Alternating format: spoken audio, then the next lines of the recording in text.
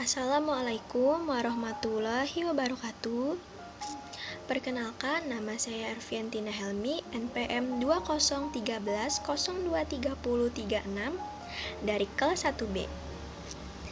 Di sini saya sebagai moderator dari kelompok Arrhenius yang akan membahas mengenai penemuan dan perkembangan hukum HES. Sebelum memulai presentasi, saya akan memperkenalkan rekan-rekan saya terlebih dahulu. Yang pertama yaitu ada saudara Anfaza Rizka Aprilia. Yang kedua ada Apri Zayanti. Yang ketiga ada Friska Della. Dan yang keempat ada Muhammad Fasya Wiranata. Akan ada beberapa hal yang akan kita bahas dalam video ini. Yang pertama yaitu hukum HES dan penemunya yang akan disampaikan oleh rekan saya Muhammad Fasya Wiranata. Lalu yang kedua yaitu awal mula ditemukannya hukum HES yang akan disampaikan oleh rekan saya Anfaza Rizka Aprilia. Lalu yang ketiga yaitu perkembangan dan perluasan hukum HES yang akan disampaikan oleh rekan saya Apri Zayanti. Dan yang terakhir yaitu adalah aplikasi hukum HES di industri yang akan disampaikan oleh rekan saya Friska Della. Baik, hukum HES adalah hukum yang digunakan untuk menentukan besarnya perubahan entalpi suatu reaksi. Dalam hukum HES, nilai perubahan entalpi dinyatakan sebagai fungsi keadaan delta H. Menurut hukum ini, karena perubahan entalpi merupakan fungsi keadaan, maka perubahan reaksi kimia akan bernilai sama, meskipun langkah-langkah yang diperlukan untuk menghasilkan reaksi ini berbeda. Baik, saya persilahkan kepada rekan saya Muhammad Fasya Wiranata untuk menyampaikan materi mengenai hukum HES dan penemunya. Baik, siapakah penemu hukum HES? Beliau adalah Germain Henry Hess. Germain Henry Hess dari tahun 7 Agustus 1802 sampai 30 November 1850 adalah kimiawan Rusia berkelahiran di Swiss dan seorang dokter yang membuat formulasi hukum HES sebagai prinsip awal dalam termokimia. Hess lahir di Geneva, Switzerland.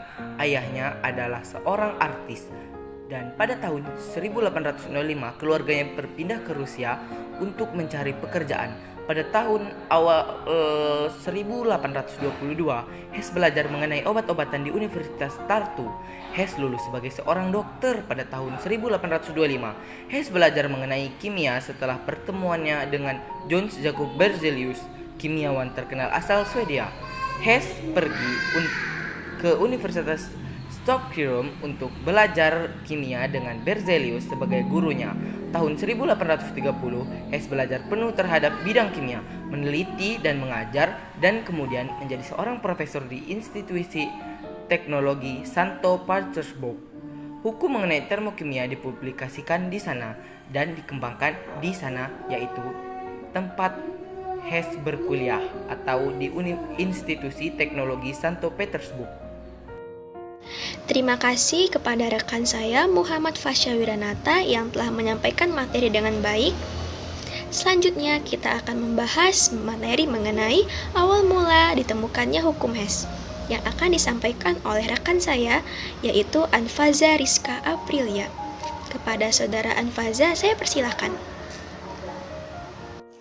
Nah, lalu bagaimanakah asal-muasalnya hingga hukum HES bisa ditentukan dan dipakai hingga sekarang?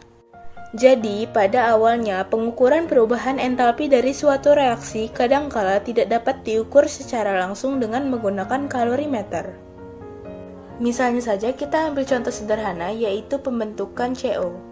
Reaksi pembakaran C tentunya tidak hanya menghasilkan gas CO, tetapi juga menghasilkan gas CO2.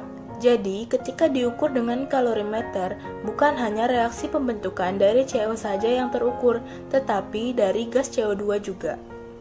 Untuk mengatasi hal tersebut, Henry Hess melakukan serangkaian percobaan dan menyimpulkan bahwasannya perubahan entalpi dari suatu reaksi adalah fungsi keadaan.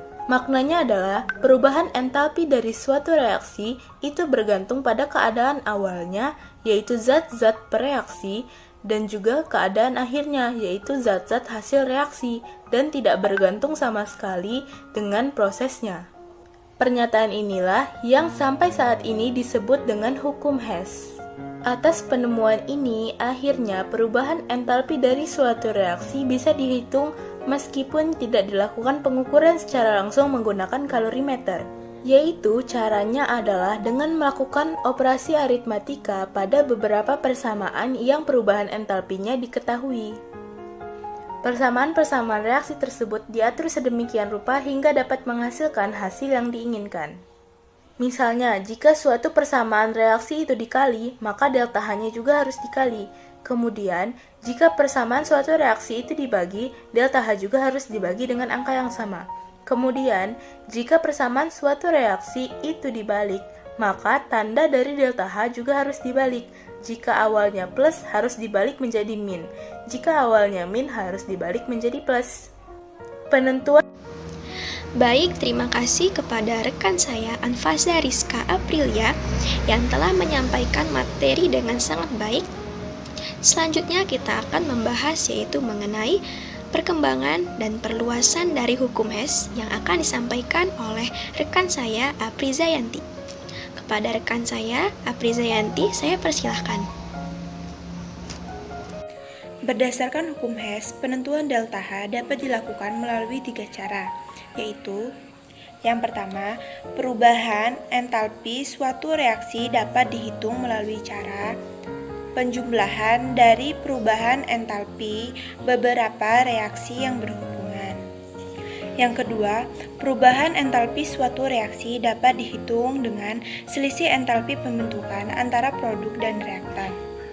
Yang ketiga, perubahan entalpi suatu reaksi dihitung berdasarkan data energi ikatan. Konsep hukum Hess juga dapat diperluas untuk menghitung perubahan fungsi keadaan lainnya, misalnya pada entropi dan juga energi bebas. Lalu, mengapa hukum Hess dapat digunakan untuk perhitungan entropi dan juga energi bebas?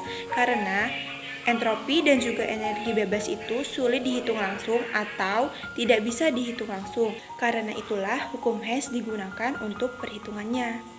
Lalu, untuk perubahan energi bebas digunakan perhitungan perubahan energi bebas sama dengan jumlah perubahan energi bebas pembentuk produk dikurangi dengan jumlah perubahan energi bebas pembentuk reaktan, atau perubahan energi bebas sama dengan jumlah perubahan energi bebas produk dikurangi jumlah perubahan energi bebas reaktan.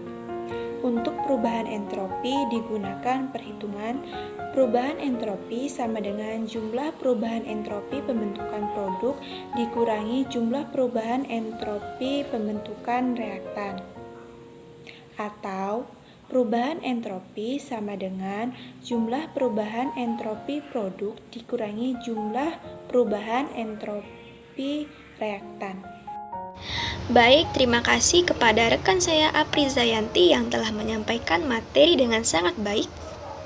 Selanjutnya kita akan membahas mengenai aplikasi hukum Hess di industri yang akan disampaikan oleh rekan saya yaitu Friska Della.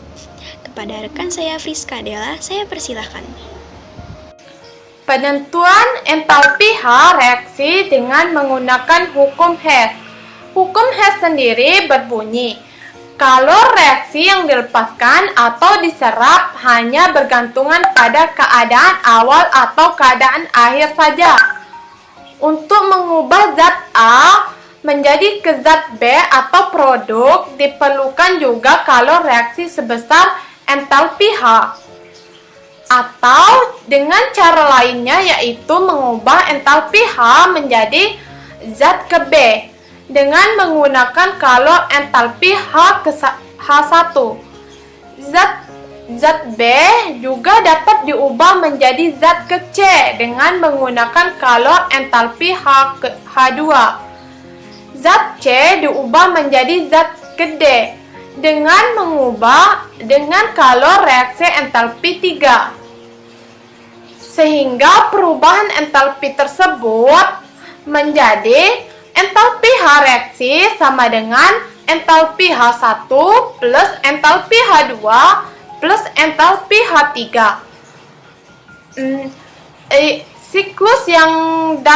Siklus dan diagram tingkat energinya sebagai berikut. Seperti siklus energi pembentukan zat D dari zat A. atau diagram tingkat energi pembentukan zat B dari zat B. Aplikasi hukum Hess dalam industri dapat digunakan untuk meningkatkan efisien industri dalam hal mempergunakan energi. Yang kedua, bisa juga dimanfaatkan untuk memperkirakan perilaku reaksi supaya hasilnya maksimal dengan penggunaan sumber daya optimal. Hukum Hess sendiri menjelaskan bahwa tingkat energi mengalami perubahan ketika suatu zat mengalami perubahan secara fisik maupun kimia. Dari tahap perubahan itu, tingkat energi awal dan akhir, namun tentu saja perubahan tersebut, energi ini bisa terjadi di tengah jalan reaksi, terutama dalam suatu reaksi pemanasan, di mana pemanasan tersebut diberikan dalam suatu energi aktivitas, bisa saja setelah energi aktivitas selesai. Reaksi mengeluarkan panas, sehingga panas tersebut memberikan reaksi yang berjalan lambat pada pemborosan bagi industri. Nah, untuk menggunakan hukum Hess ini sendiri, bisa diperkirakan beberapa energi yang harus diberikan pada suatu reaksi. Tidak hanya panas yang diberikan oleh energi mekanis ataupun menggunakan industri optimal dengan pemborosan semaksimal mungkin. Baik, terima kasih kepada rekan saya Friska Della yang telah menyampaikan materi dengan sangat baik. Demikianlah materi dari grup Arrhenius yang mengenai penemuan dan perkembangan hukum Hess yang dapat kami sampaikan. Mohon maaf apabila ada kesalahan kata baik dari saya maupun rekan-rekan saya. Sekian dan terima kasih. Wassalamualaikum warahmatullahi wabarakatuh.